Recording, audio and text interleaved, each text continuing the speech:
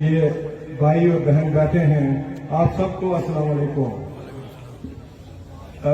تقریر ہم سنیں گے عمر صاحب کی۔ ایک تو میں اسٹیج سیکرٹری صاحب سے یہ گزارش کروں گا کہ وہ مختصر طریقے سے کارروائی بعمل آئیں تاکہ عمر صاحب کی تقریر جس کا ہمیں انتظار ہے، جس کے ہم منتظر ہیں، وہ سنیں ہم۔ میں نے زیادہ تقریر نہیں کرنی ہے، میں صرف آئے ہوئے مہمانوں کا، زی وقار مہمانوں کا ایک تو خیر مقدم کرنا چاہوں گا اور ان کا شکریہ ادا کرنا چاہوں گا کہ انہوں نے ہمیں وقت دیا تاکہ وہ ہماری بات سنیں اور ہم ان کی بات سنیں۔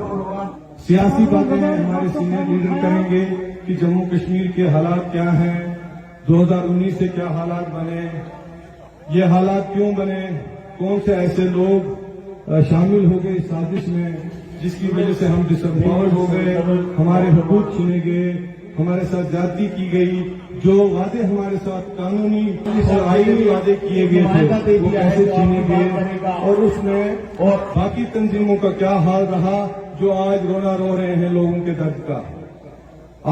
آپ کے سامنے ہے کہ پچھلے 10، 15، 20 سال سے کتنے گمراہ کیا گیا تھا عوام کو، خاص کر نوجوانوں کو۔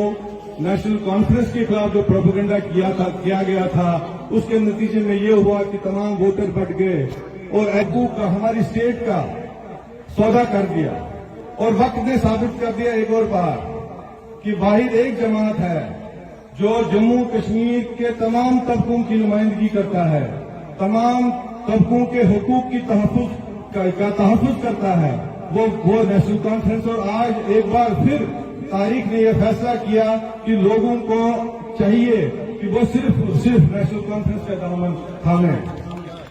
ذرا میں یہ بھی ذکر کروں گا کہ ہندوستان ہمارا ایک عظیم ملک ہے، بہت بڑا ملک ہے، اور ہم اس کو مدر آف ڈیموکریسی کہتے ہیں کہ یہ جمہوریت کی ماں ہے، پوری دنیا میں ایک مثال ہے۔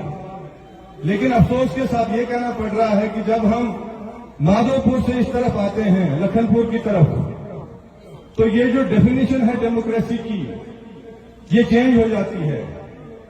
میں سمجھتا ہوں آج کے دنوں میں لمیٹڈ ڈیموکریسی بھی ہمارے پاس نہیں ہے۔ کیا یہ نمونہ ڈیموکریسی کا کسی اور بھارت کے اسٹیٹ میں ہو سکتا ہے؟ کبھی نہیں ہو سکتا ہے، اور تمام آوازیں بند ہیں۔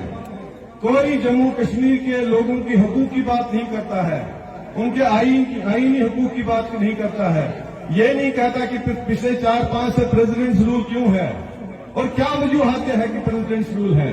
اس پہ خیر میں نے عرض کیا ہے کہ یہ ہمارے سینئر لیڈر اس پہ بات کریں گے، میں صرف اپنے ساتھیوں کی جناب بات کروں گا۔ یہ جو آپ کو اس وقت ہیرے اور جواہرات دکھ رہے ہیں، یہ ایک ایک کر کے ڈھونڈنے پڑے جناب۔ یہاں کی سیاست پچھلے 15 سالوں میں، 16 سالوں میں ٹوٹل بدل گئی تھی، لیکن یہ جو لوگ آپ کے سامنے ہیں یہ نہیں بدلے سر، یہ کبھی نہیں بدلے۔ انہوں نے ہمیشہ نیشنل کانفرنس کا دامن تھاما۔ یہاں ایسی سیاست تھی کہ اگر یہ نیشنل کانفرنس کا نام بھی لیتے تھے، کہیں جھنڈا بھی اٹھاتے تھے، تو ان کو کھانوں میں بڑھا جاتا تھا، ان کے گھروں میں گنڈے بھیجے جاتے تھے۔ وہ گنڈا گردی کی سیاست ہم نے مل بانٹ کے، یہ کسی ایک فرد کا کمال نہیں ہے کہ ہم جمع ہوئے ہیں، یہ سب نے مل کے کام کیا ہے۔ میں ایک فرد کا، خاص کر نوجوانوں کی خاصی تعداد ہے جناب اس میں، اور نوجوان آج یہ سمجھ گیا ہے کہ ہمارے ساتھ کھلواڑ کیا گیا، ہمارے ساتھ دھوکہ کیا گیا، اور آخرکار ہمیں اسی تنظیم کا ساتھ دینا چاہیے جس نے ہمیں 1931 سے ہی رہبری کی ہے، شیر کشمیر شیخ محمد عبداللہ کے ٹائم پہ۔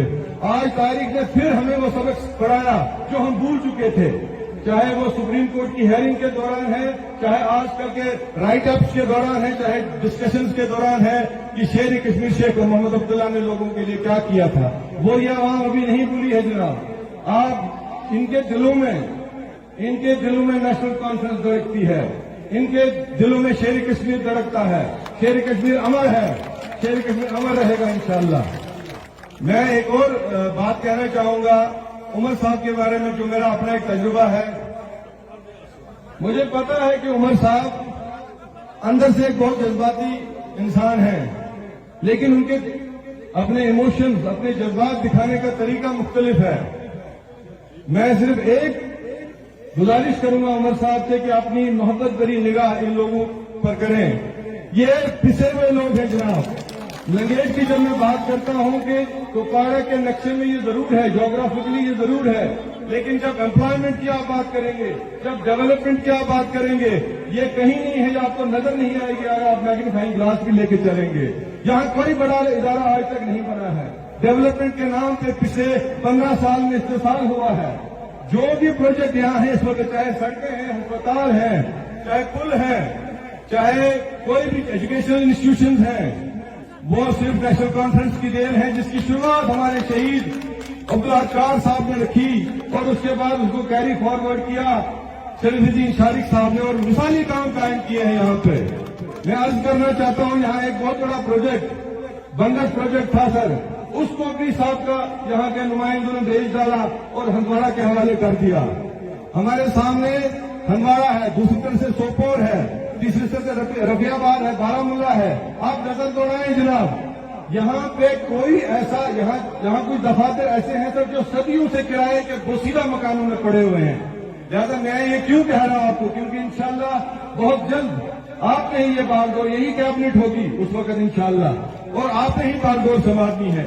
यहाँ के इस अवाम का, अपने वर्करों का हमने ख्याल रखना है, एक नया विजन लेके कि हम लंगेट को जो डेफिसिट में है, जो घाटे का सौदा जो लंगेट ने किया था और जो पीछे रह गया, वो उसको हम कम से कम एट पार बाकी कॉन्स्टिट्यूएंसीज के कैसे लाएं, ये जनाब मेरी अर्ज है। और मैं आप सबका, मेरे लिए आप वीआईपी और जो यहाँ बैठे हुए हैं, दुश्मन वीआईपी, दुश्मन खर्जन, लिहाजा मैंने आपसे वादा किया है, बल्कि मेरे वालिद मोहतरम ने आपसे वादा किया है कि शफकत बटाली को मैंने वक्त कर दिया है लंगेट के लिए, तो मैं उसी जज्बे के साथ आपके साथ काम करूंगा। मैं आए हुए मेहमानों का, अपने मेहमान अजीज़-ए-कार का फिर से शुक्रिया अदा करना चाहता हूं, और आप लोगों का खासकर जिन्होंने इस इतनी ठंड में सुबह सुबह आप निकले। और मैं ये भी कहना चाहता हूं कि ये जो लोग यहाँ आए हैं सर, इन्होंने अपनी जेबों से किराए दिए हैं गाड़ियों के।